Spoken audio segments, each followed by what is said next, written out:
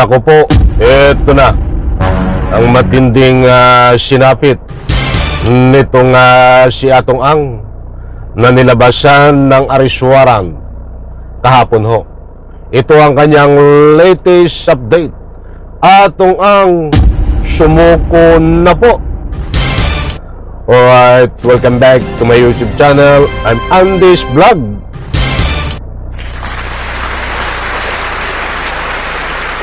Mga kaibigan, ibabahagi ko sa inyo itong matinding paghuli, paghanap kaya Atong Ang na sa kaso na kinasasangkutan niya ng napakaraming nawawalang sabongero na di umano ito ay mga wala ng buhay at yung kanyang ibang mga at tinapon di umano diyan sa Taal Lake. Ito na po ang nangyari mga kaibigan. Paglabas ng arrest warrant kahapon, kasabay din ho ang pagtugis kay Atong Ang. I-like muna natin ang video na ito. Kung nagustuhan nyo po, please subscribe my YouTube channel. Ibabahagi ko sa inyo itong mga nangyari kahapon ho.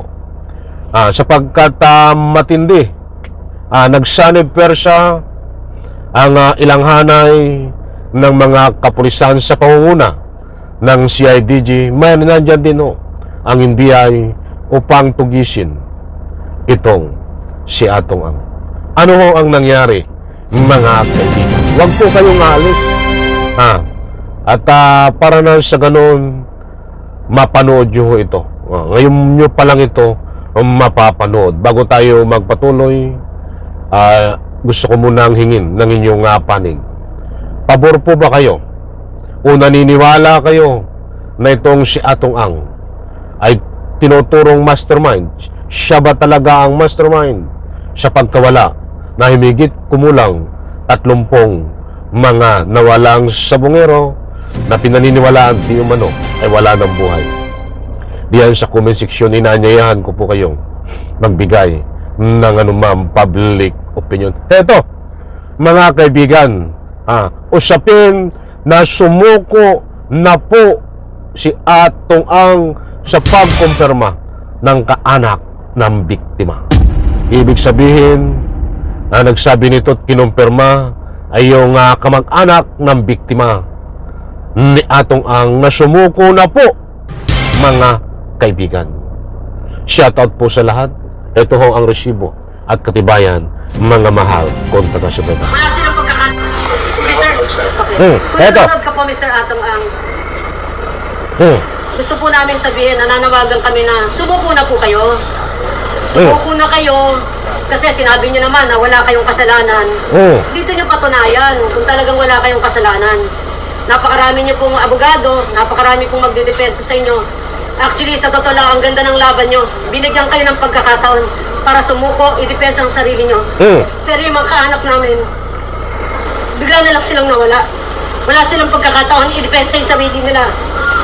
Pero, sige lang, laban kami. Pero, sa pagkakataong ito, talagang dire-diretso kami. Sana naman, maisip mo na kung talagang wala akong kasalanan, maliwanag ho mga kaibigan, sumuko na po kayo. Disclaimer lang mga mahal kong taga-subaybay.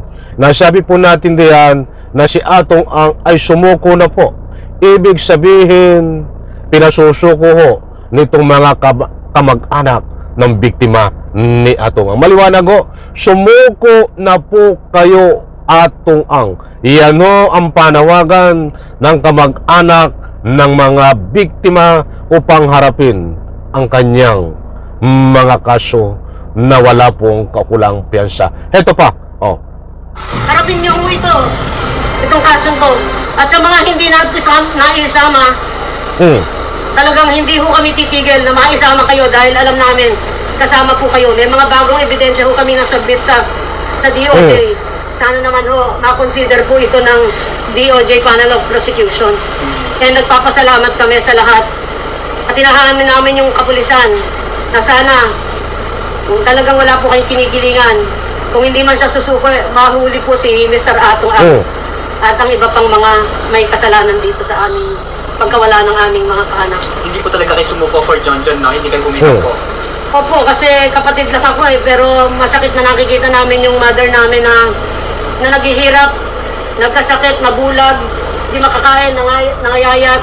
Yung pinagdaanan namin ng 4 na taon sa pamilya namin at sa ibang pamilya ng aming missing sa Putero, hindi matatawaran, hindi kayang suklian ng kahit anong panahon sa labi pera.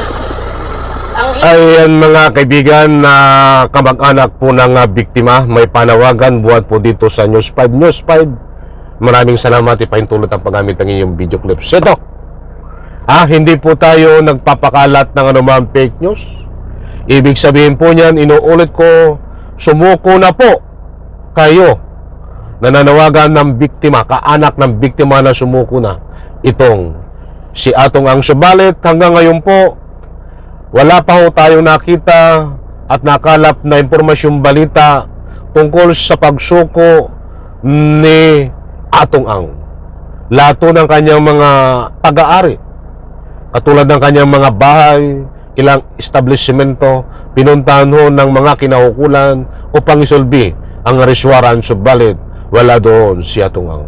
Ang maliwanag po dito, si Atong Ang hindi pa nahuhuli, hindi pa ho sumusuko, subalit pinasusuko na mga kaibigan. At nandyan din ho ang pangalan na hindi napasama, subalit kasama di umano na may kaugnayan at kasangkot ni Atong Ang.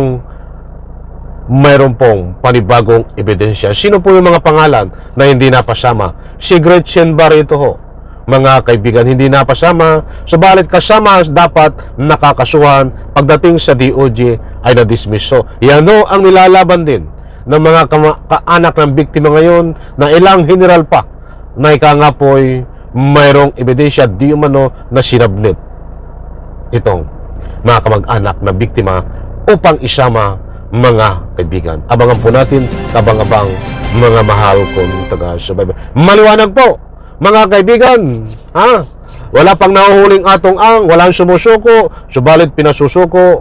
Abangan po kung ano ang mangyayari dito anytime, mga kaibigan. Isang like ko sa video na ito. Maraming salamat. Bye-bye. Talaga.